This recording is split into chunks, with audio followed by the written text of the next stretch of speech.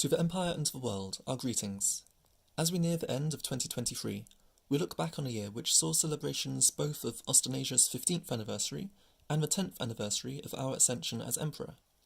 However, future historians of the empire will likely look back on 2023 as the year in which all our non-residential subjects finally gained the right to parliamentary representation, with the creation of a division system.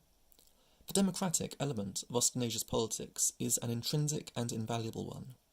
The right of all Austenasians to elect their Prime Minister is one of the most fundamental democratic rights of our constitution, and with the current Prime Ministerial term now drawing to an end, we take this opportunity to hereby call a general election, with the requisite 7 weeks of notice, to take place on the 12th of February 2024. Candidates will be confirmed by the 15th of January, at which time campaigning will officially begin. Democratic equality between Austenasians who live in Austenasia and those who do not is an equality that we believe should be entrenched in our constitution. To that end, a referendum will take place alongside the election to enable parliamentary representation for non-residential subjects to be added to the constitution, as well as some other changes. More information on this will be published closer to the time. As we come to the end of this year, we also cannot escape the fact that this year has been marred by war. War continues in Ukraine, and now also in the Holy Land. Bethlehem itself, the very place from which 2,000 years ago was born into the world the Son of God whose birth we celebrate today, is deserted, besieged by checkpoints. The Church of the Nativity stands empty. It is heartbreaking to reflect that where once the angels announced peace and goodwill, the words of the carol apply, "Man at war with man hears not the love song which they bring.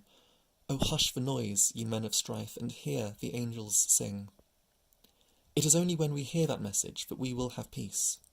The message that God loves us, each and every one of us, loves us enough to be born into the world as a defenceless baby in an occupied country, just like many of those babies we now see on the news. That little baby, born in Bethlehem, later spoke of how we can show love to God by showing love to others. He came into the world to save each and every one of us, because all of us, every human being, is of infinite value to him, and so every human being should be of infinite value to us. If we were all able to honestly say that we love our neighbour as ourselves, war would cease. May the Prince of Peace inspire us to love one another this Christmas time and always. To all subjects, residents and friends of Austenasia, and to all people around the world, we wish you a very Merry Christmas and a Happy New Year.